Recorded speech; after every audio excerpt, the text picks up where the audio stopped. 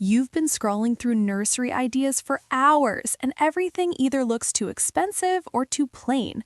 What if I told you that the cutest baby room decor you've ever seen can be made with just a hook, some yarn, and a few free afternoons?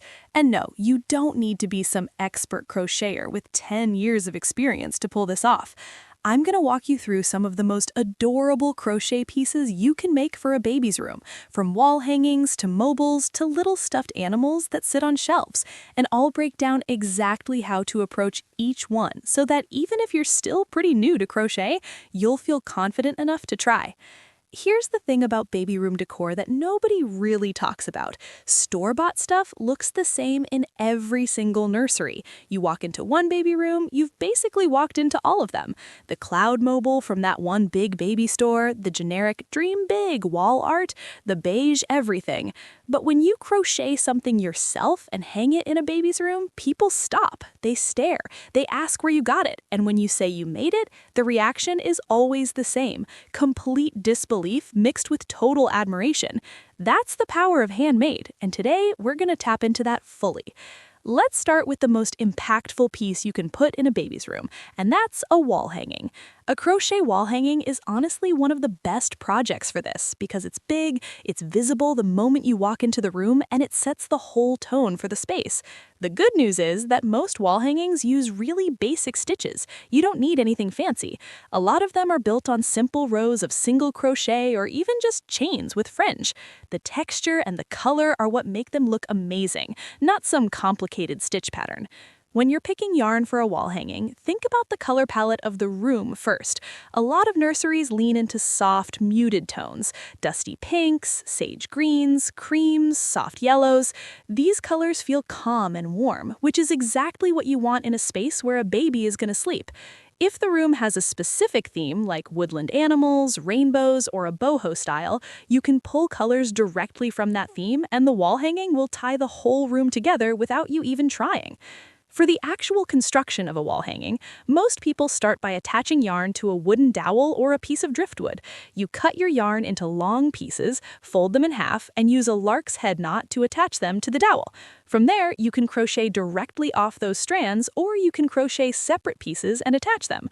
Some of the most popular designs include layered half-moon shapes stacked on top of each other in different colors, long tapered triangles that hang down at different lengths, and pieces that mix crochet sections with loose yarn fringe at the bottom.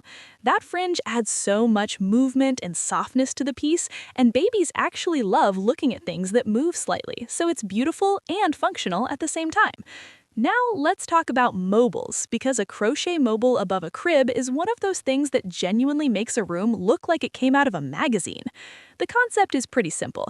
You have a base, usually a wooden ring or a few rings nested together, and then you hang crocheted pieces from it using yarn or string at different lengths.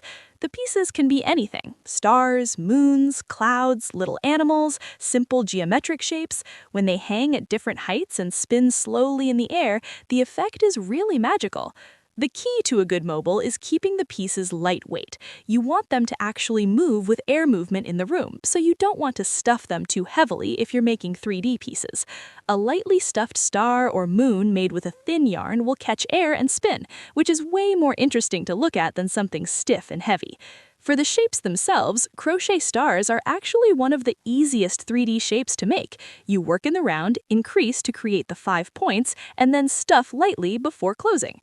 Crescent moons, little clouds, and simple round planets are all in the same category of beginner-friendly but visually impressive. If you want to add something extra special to the mobile, you can incorporate some hand-dyed yarn for a watercolor effect, or you can mix different textures, like combining a smooth cotton yarn with a slightly fuzzy yarn to give the hanging pieces different looks, even if they're the same shape. Little wooden beads threaded onto the hanging strings between the shapes also look beautiful and add a nice natural element. Now, let's move on to something that sits rather than hangs, and that's crochet stuffed animals and shelf decor. A baby's room almost always has some kind of shelf or ledge, and filling it with crocheted amigurumi pieces is one of the warmest, most personalized things you can do. Amigurumi, if you're not familiar, is basically the Japanese art of crocheting small stuffed figures, animals, characters, little food shapes, anything really. They're worked in the round with continuous spiral rows, and once you learn the basic increase and decrease patterns, you can make pretty much anything. For a nursery, the most popular choices are soft animals: bunnies, bears, elephants, foxes, deer. These feel timeless and sweet without leaning too hard into any one trend, so they won't look dated in a few years. A small crocheted bunny sitting on a shelf next to a little planted plant or a framed photo is genuinely one of the cutest things you will ever see in a baby room.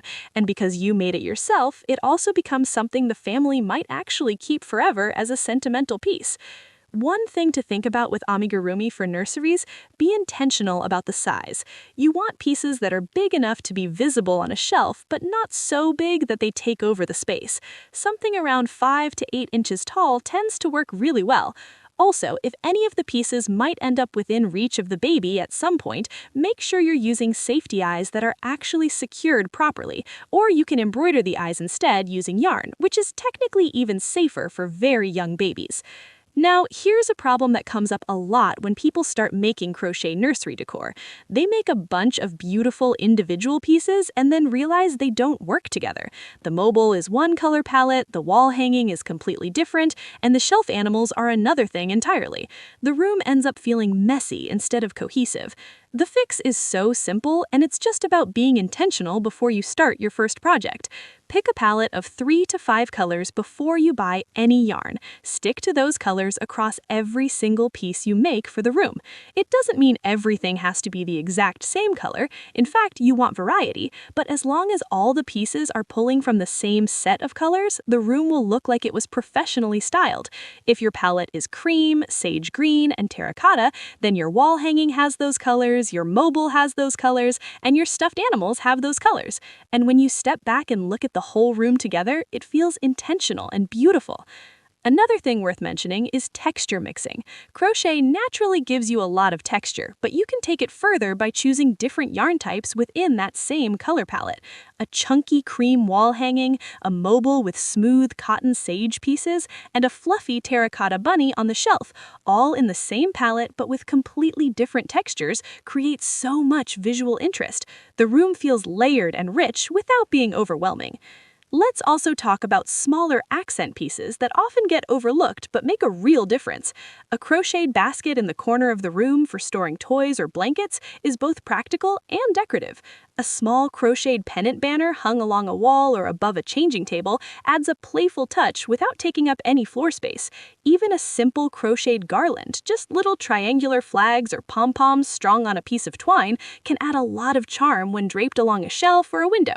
For the basket, chunky yarn is your best friend. A thick, chunky yarn crocheted in simple rows or in the round creates a sturdy, textured basket that actually holds its shape and can carry real weight.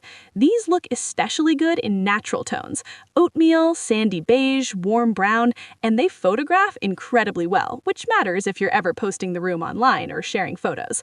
For garlands and banners, lightweight cotton yarn is perfect. It's crisp, it holds its shape well after being hung, and it comes in so many beautiful colors that you'll have no trouble matching your palette. A mini pennant banner takes maybe an afternoon to make, and it's one of those pieces that people comment on every single time they see the room. Now, one last thing I want to address because I know it comes up. What if you're making this for someone else's baby? Maybe you're a grandparent, an aunt, a friend, and you want to make something meaningful for the nursery, but you're not sure what they actually want. The best approach is to ask early. Get the color palette they're going with, find out if there's a theme,